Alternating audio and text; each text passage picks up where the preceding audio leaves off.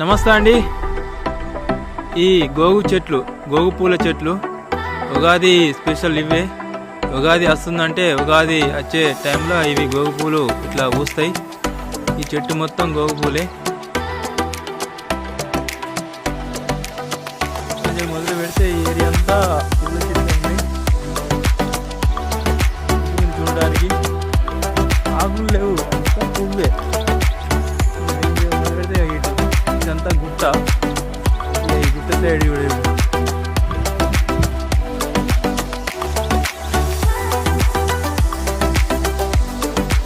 రాత్రి ఉగాది టైంలో పూస్తాయి. ఈ పువ్వులతోటి పూజ సెలబ్రేషన్ చేస్తారు.